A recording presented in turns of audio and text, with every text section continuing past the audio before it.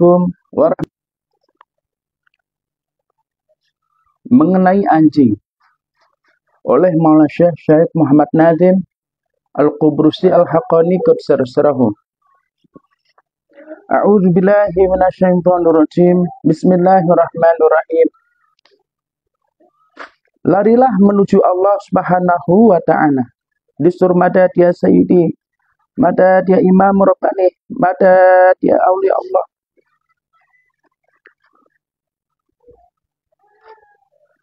Larilah menuju Allah Subhanahu wa ta'ala. Dari siapa? Dari setan. Seorang anak kecil ketika takut akan sesuatu, dia berlari menuju ayah atau ibunya. Begitu juga dengan seseorang mukmin. Begitu juga dengan seorang mukmin, seharusnya lari menuju Allah Subhanahu wa ta'ala dari anjing-anjing setani, anjing menyerang manusia. Kalian tidak bisa mempercayai anjing. Jadi salah satu bentuk kita beralih kepada Allah Subhanahu wa ta'ala adalah dengan mengucapkan kalimat A'udzubillahi minasyaitonirrajim. Jadi ketika kita mengucapkan A'udzubillahi minasyaitonirrajim, maka sesungguhnya kita sedang berlari menuju Allah Subhanahu wa ta'ala. Kita sedang berlari agar tidak terjangkau atau tidak tertangkap oleh setan.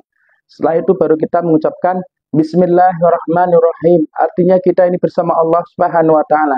Setelah A'udzubillahi minasyaitonirrajim, lalu kita Bismillahirrahmanirrahim. Itulah mengapa Allah Subhanahu wa ta'ala melalui Kanjeng Nabi Muhammad sallallahu alaihi wasallam itu mengajarkan kepada kita atau memerintahkan kepada kita untuk mengucapkan A'udzubillahi minasyaitonirrajim. Setelah itu Bismillahirrahmanirrahim. Atau ketika kita hendak melakukan suatu aktivitas atau suatu pekerjaan atau ibadah, maka kita diperintahkan untuk mengucapkan Bismillahirrahmanirrahim. Artinya kita ini bersama Allah Subhanahu wa ta'ala. Artinya bahwa ya Allah, terimalah hamba ini untuk dapat bersamamu ya Allah. Baru kita beraktivitas atau beribadah. Maka aktivitas atau ibadah kita ini akan bersama Allah Subhanahu wa ta'ala. Jika kita bersama Allah Subhanahu wa ta'ala, tentu kita tidak lagi bersama setan. Ini salah satu tafsir daripada ayat Al-Quran pada surat An-Nisa ayat 59 yang berbunyi, Allah mengatakan, A'udzubillahi minasyaitonirrajim, Bismillahirrahmanirrahim. Ya ayyuhalladzina amanu. Artinya orang yang aman, orang yang clear, maka adiullah, dia akan berlari kepada Allah atau dia hidup bersama Allah Subhanahu wa ta'ala. Karena setan tidak hidup bersama Allah Subhanahu wa ta'ala. Wa adiur rasul, maka dia akan lari kepada Rasulullah sallallahu alaihi wasallam untuk dapat menjangkau Allah Subhanahu wa ta'ala. Karena Rasulullah sallallahu alaihi wasallam adalah satu-satunya orang yang Allah Subhanahu wa ta'ala maksum atau sucikan atau Allah jaga dari perilaku atau perbuatan setani. Artinya Kanjeng Nabi itu tidak dipengaruhi oleh setan sedikit pun. Nah, lalu ayat tersebut mengatakan lagi wa ulul amri minkum. Cara kita untuk lari kepada Kanjeng Nabi Muhammad SAW dengan mengikuti pembimbing kita atau orang yang diberikan otoritas untuk membimbing perjalanan kita, membimbing jalan kita untuk sampai ke hadirat Nabi sallallahu alaihi wasallam. Mereka adalah para aulia Allah, mereka adalah syekh kita, masyayikh Nabi Thariqah, Naqsyabandiyyatil Aliyah. Walaupun banyak syekh dari thariqah-thariqah lain, maka setiap orang dia hanya memiliki satu syekh. Thariqah lain memiliki syekh sendiri, thariqah lain memiliki syekh sendiri, dan semua sampai kepada Kanjeng Nabi Muhammad sallallahu alaihi wasallam. Dan kita mengikuti syekh kita untuk sampai kepada Kanjeng Nabi Muhammad sallallahu alaihi wasallam melalui sekolah spiritual namanya yang disebut dengan Thariqah Naqsyabandiyyatil Aliyah, Hakani Rabban Nazimah, insyaallah. Shallu ala Nabi Muhammad. Saat Allah Subhanahu wa ta'ala menciptakan dan membentuk tubuh Adam alaihissalam dari tanah liat, sebelum ruh masuk ke dalamnya, setan datang dan memeriksanya. Lalu setan itu bergumam, ini akan menjadi suatu ciptaan baru, aku tidak menyukainya. Lalu setan masuk lewat mulut dan memasuki wilayah manapun. Ketika keluar, dia mengatakan, tubuh ini kosong, tidak padat, banyak jalan untuk dimasuki. Mudah sekali, aku bisa mengontrol tubuh ini sesukaku. Banyak jalan untuk memasukinya. Akhirnya setan masuk lewat mata, telinga, mulut, pikiran, tangan, kaki, keluar dan meludahinya. Allah Subhanahu wa taala memerintahkan Jibril alaihi salam. Jadi ini maksudnya begini. Ketika seseorang dia itu tanpa nur, tanpa cahaya, maka setan bisa memasuki dirinya. Baik memasuki hatinya, pikirannya, matanya, telinganya, tangannya, kakinya, perilakunya, mulutnya, dan sebagainya, dan sebagainya. Makanya Maulana Syekh Hashim menceritakan dulu Nabi Adam itu ketika Allah Subhanahu wa taala membentuk tubuh daripada Nabi Adam alaihissalam, dan tubuh tersebut belum diberikan ruh atau belum ditiupkan ruh atau belum diberikan atau dikirimkan nur daripada Nabi Muhammad sallallahu alaihi wasallam, maka setan bisa masuk ke hati mereka. Begitu. Lah, ini menceritakan bahwa atau ini mengindikasikan bahwa ketika seseorang tanpa nur Nabi Shallallahu Alaihi Wasallam atau dia tidak mau mengambil nur dari Nabi Shallallahu Alaihi Wasallam, nur yang suci, maka setan bisa memasuki dirinya, baik itu muslim maupun non muslim. Makanya ketika Nabi Adam alaihissalam diciptakan, dibentuk tubuhnya, dia tidak diberikan nur duluan, tidak diberikan ruh atau nyawa. Yang sesungguhnya nur itu adalah nurnya kanjeng Nabi Muhammad Shallallahu Alaihi Wasallam. Ingat pembicaraan beberapa waktu lalu, Allah Subhanahu wa taala memberikan nama Adam yang terdiri dari 3 huruf. Alif Allah Subhanahu wa taala, dal adalah dunia, mim adalah Muhammad sallallahu alaihi wasallam. Maka alif dia berdiri sendiri, lalu dal seperti bentuk jagat raya, lalu mim dia memiliki ekor ke bawah. Artinya untuk kita gondel atau bertawasul atau wasilah. Lah, ketika seseorang tidak diberikan nur oleh Allah Subhanahu wa taala atau dia tidak mau mengambilnya dengan cara beribadah, melakukan perbuatan baik dan sebagainya, maka setan bisa dengan mudah memasuki dirinya, memasuki hatinya, memasuki lisannya, memasuki matanya, memasuki telinganya dan sebagainya. Namun ketika seseorang itu semakin banyak dia mengikuti kanjeng Nabi Shallallahu Alaihi Wasallam, semakin banyak dia berselawat, semakin banyak dia berzikir, lalu zikir-zikir dan selawat tersebut, bacaan Quran, lalu qalamullah tersebut, cahaya itu akan membersihkan hatinya dari pengaruh setan, sehingga perilakunya akan sesuai sebagaimana perilaku kanjeng Nabi Muhammad Sallallahu Alaihi Wasallam, sebagaimana Allah Subhanahu Wa Taala ingin kita memiliki perilaku. Lah, sebagaimana Nabi Adam alaihissalam tadi, ketika Nabi Adam alaihissalam hanya bentuk wujud benda, tapi tidak diberikan ruh atau nyawa atau jiwa atau nur, maka setan bisa luasa memasuki tubuhnya, mempengaruhi dirinya. Namun ketika Allah Subhanahu wa taala mengirimkan ruh kepada bentuk ciptaan Adam tadi, maka Nabi Adam itu mulai bisa hidup, mulai bisa bergerak. Saat itu setan tidak bisa masuk lagi. Jadi kurang lebih seperti itu.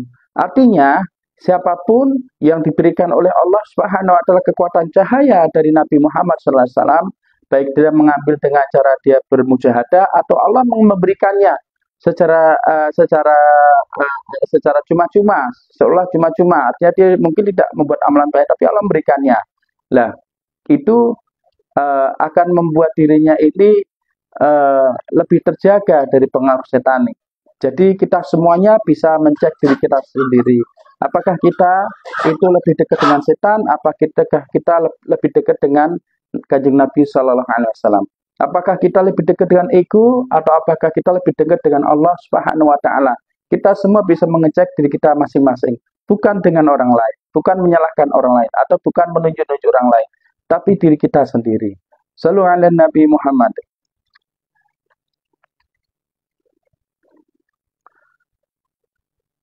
Saat Allah Subhanahu wa taala menciptakan dan membentuk tubuh Adam alaihissalam dari tanah liat, sebelum ruh masuk ke dalamnya, setan datang dan memeriksanya. Lalu setan berkata, "Ini akan menjadi suatu ciptaan baru. Aku tidak menyukainya." Lalu setan masuk lewat mulut dan memasuki wilayah manapun. Ketika keluar, dia mengatakan, ini Maulana Syekh Nazim mengatakan bahwa setan masuk melalui mulut. dan memasuki wilayah apapun. Tajalinya itu ketika di dunia, seperti kita semuanya, mungkin kita tidak berhati-hati atas apa yang kita mauskan melalui mulut kita. Mungkin makanan, mungkin minuman, mungkin dari mana kita mendapatkan rezeki, mungkin dari halal atau haram, atau baik atau jujur. Jadi kurang lebih seperti itu. Nah, itulah jalan setan untuk memasuki diri kita, untuk memasuki hati kita. Makanya makanan yang halal, yang thayyib, yang baik itu sangat penting sekali. Karena hal itu akan mempengaruhi bagaimana suasana hati dan pikiran kita semuanya. Lalu setan masuk lewat mulut dan memasuki wilayah manapun. Ketika keluar dia mengatakan, tubuh ini kosong, tidak padat, banyak jalan untuk dimasuki. Mudah sekali, aku bisa mengontrol tubuh ini sesukaku. Banyak jalan untuk memasukinya. Akhirnya setan masuk lewat mata, lalu setan masuk lewat telinga, setan masuk lewat mulut, setan masuk lewat pikiran, setan masuk lewat tangan, setan masuk lewat kaki, keluar dan meludahinya. Allah Subhanahu wa taala memerintahkan Jibril alaihissalam, cepat ambil potongan tubuh yang telah diludahi setan. Jibril alaihissalam memotong dan membuangnya. Itulah pusar. Potongan-potongan itu menjadi anjing. Anjing-anjing mempunyai dua kelebihan. Satu sisi dari manusia, sisi lain dari setan. Oleh karena itu, anjing lebih suka bersama manusia. Tetapi karena dia juga berasal dari setan, kalian tidak bisa mempercayainya. Dia bisa menggigit kalian. Banyak diberitakan di koran di mana seekor anjing menggigit majikannya. Jangan percaya kepada anjing, jangan percaya pada setan. Tetapi kenyataannya manusia abad ke-20 dan 21 memelihara anjing. Mereka mengatakan bahwa mereka telah mencapai peradaban tertinggi dan memelihara anjing sebagai tandanya. Eropa, Amerika, dan pengikut-pengikut mereka memelihara anjing. Memelihara anjing-anjing dan bangga kepadanya. Padahal setan menjadikan manusia. Setan menjadikan manusia-manusia ini sebagai budak-budak para anjing. Pelayanan yang kotor, ada papan-papan yang berbunyi. Pemelihara anjing harus membawa tas dan skop, agar saat anjing membuang kotoran di jalan, pemiliknya harus membersihkan dan membawa kotoran itu. Allah Subhanahu wa taala menciptakan kita untuk menjadi hamba-hambanya.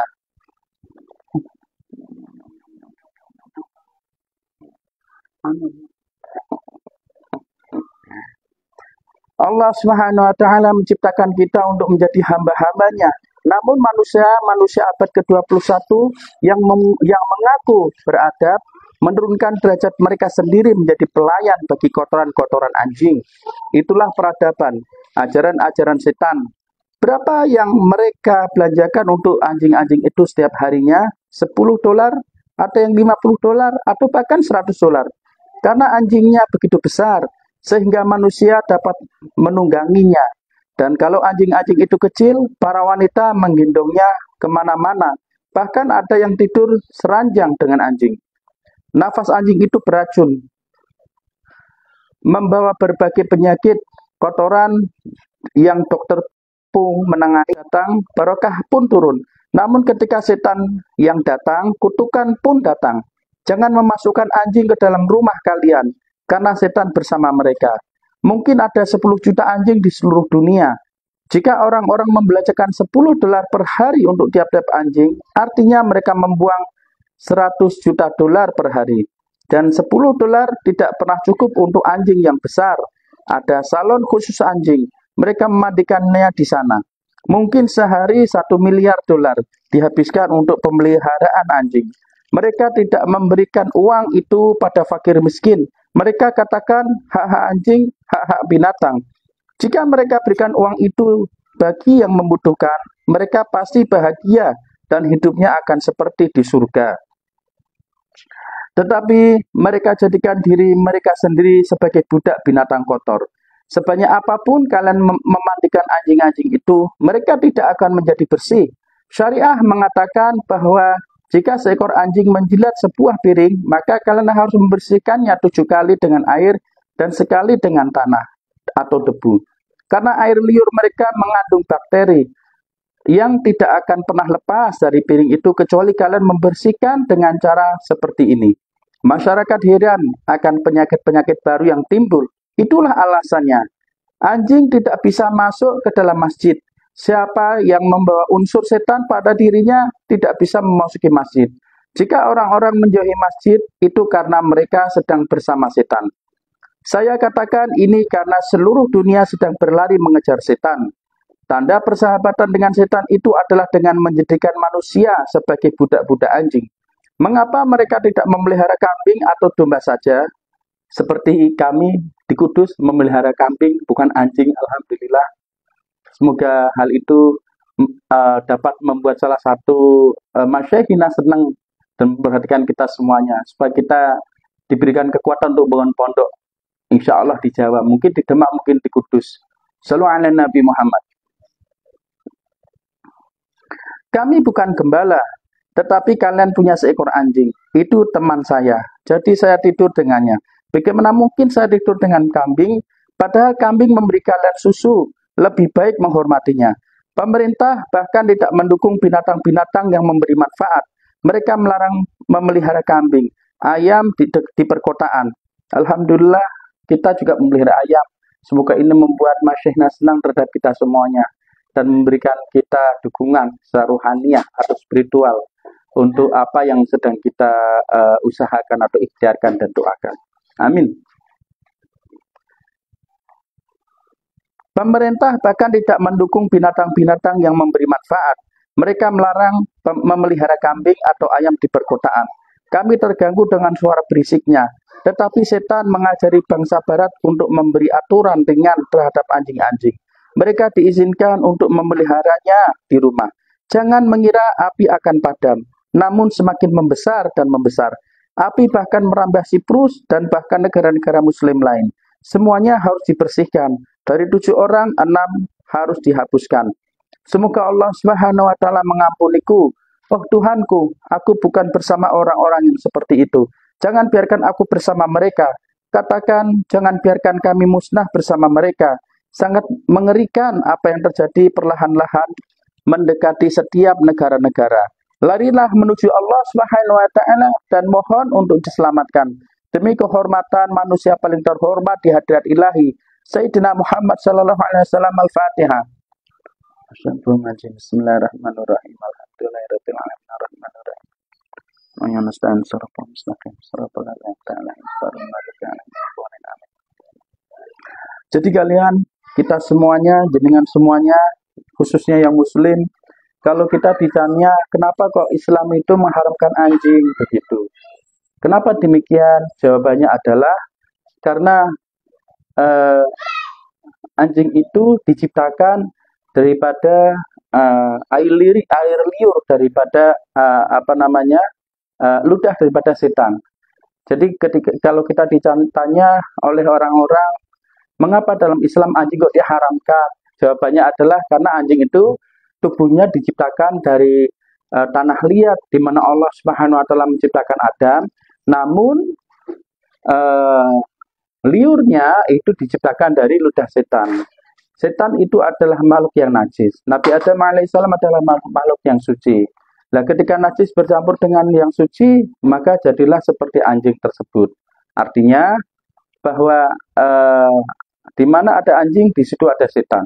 Namun anjing itu juga dekat dengan manusia karena tubuhnya itu diciptakan dari tubuh di mana Allah Subhanahu wa taala menciptakan manusia, bentuk manusia, yaitu Nabi Adam alaihissalam dan seluruh umat manusia. Namun pada tanah liat tersebut terdapat ludah daripada anjing. Itulah mengapa dalam toharoh atau dalam ilmu syariah, anjing itu air liurnya itu najis mughaladah atau najis besar. Begitu. Artinya jika seseorang itu terkena najis mughaladah atau najis besar atau terkena air liurnya anjing, maka dia harus dicuci sebanyak 7 kali dan sekali dengan tanah. Karena sebagaimana Nabi Adam alaihissalam, Allah Subhanahu wa taala ciptakan itu dari tanah, maka tanah kembali kepada tanah.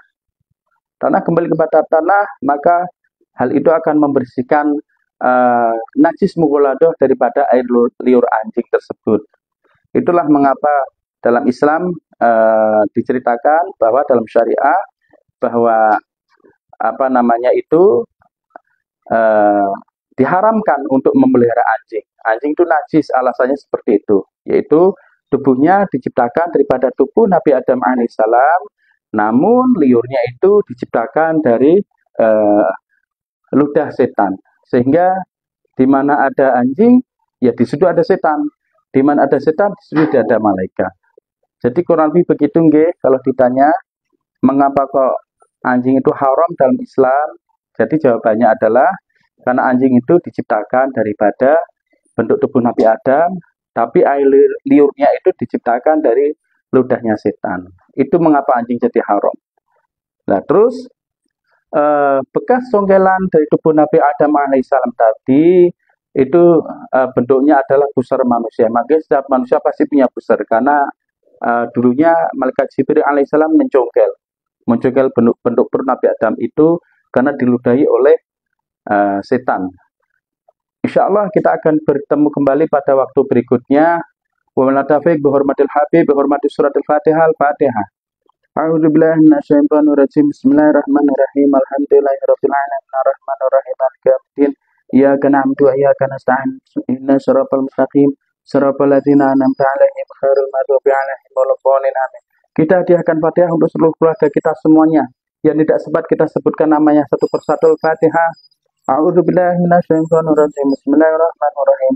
Alhamdulillahirabbil alamin arrahmanir rahim maliki yaumiddin. Iyyaka na'budu wa iyyaka nasta'in. Ihdinas siratal mustaqim. Siratal ladzina an'amta 'alaihim ghairil maghdubi 'alaihim waladdallin. Amin. Wassalamualaikum warahmatullahi wabarakatuh. Shallu 'alan nabi Muhammad. Alhamdulillah. Bismillahirrahmanirrahim.